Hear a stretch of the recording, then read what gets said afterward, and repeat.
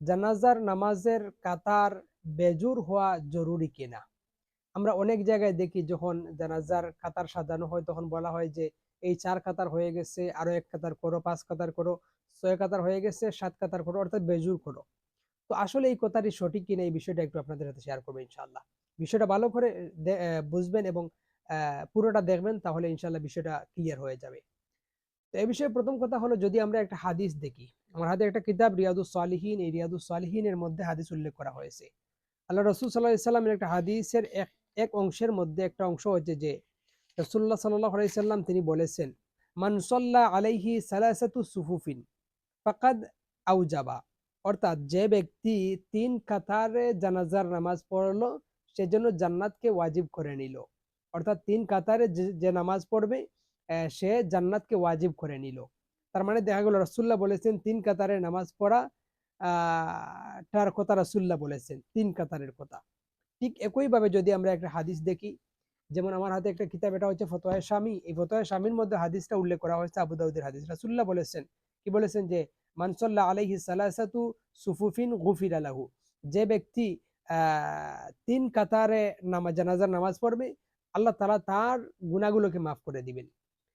এরপর যেই কথাগুলো ফতোয়ায়ে শামী, ফতোয়ায়ে আলমগীরি, আমার হাতে আরেকটা কিতাব হাশিয়াতুত তাহতাউই, এই কিতাবগুলোর মধ্যে উল্লেখ করা হয়েছে যে মুস্তাহাব হলো, ফুকাহায়ে কেরাম মুস্তাহাব বলেছেন, ইউস্তাহাব্বু, মুস্তাহাব হলো আইয়ুসাফা সালাসাতু সুফুফিন, অর্থাৎ ৩ কাতারে ৩ সফে জানাজার নামাজ আদায় করা হচ্ছে মুস্তাহাব, ৩ কাতার।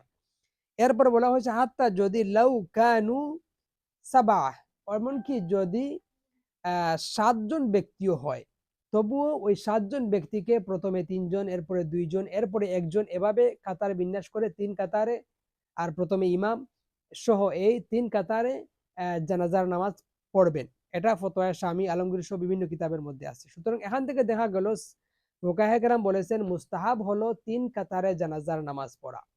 এখন যে বিষয়টা বুঝার বিষয় হচ্ছে যে জানাজার নামাজে যত মানুষ হোক, এই সব মানুষ ৩ কাতারে দাঁড়িয়ে নামাজ পড়াটা হচ্ছে মুস্তাহাব।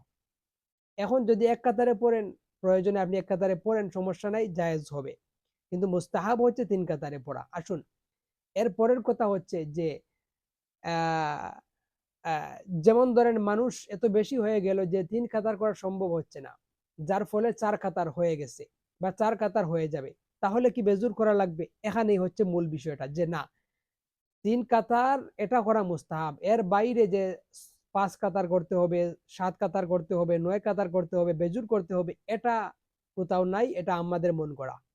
কুরআন হাদিস বা ফুকাহায়ে কেরামের কোনো কথা নাই যে জানাজার কাতার বেজুর হতে হবে, অর্থাৎ ৩ এর বাহিরে ৫ বা ৭ বা ৯ বা ১১ এরকম হতে হবে, এটা কখনো না, কোথাও পাবেন না।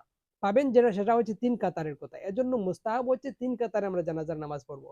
এরপর ৩ কাতারের জানাজার নামাজ পড়া সম্ভব হচ্ছে না, আপনি ৪ করেন, করে যা নামাজ শুরু করেন, সেখানে আর বেজুরের হিসাব দেখবেন না।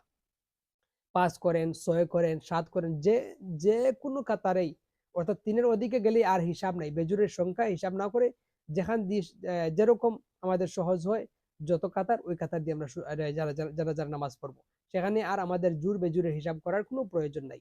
কিন্তু আমাদের যেটা হিসাব করতে হবে সেটা হলো ৩ কাতার, এটা ৩ কাতারে পড়া হচ্ছে মুস্তাহাব, এর বাহিরে বেজুরের কোনো হিসাব নাই। যদি ৩ কাতার সম্ভব না হয়, আপনার যত মন চায় তত কাতার দিয়ে আপনি নামাজ পড়েন, এটাই হচ্ছে মূল বিষয়।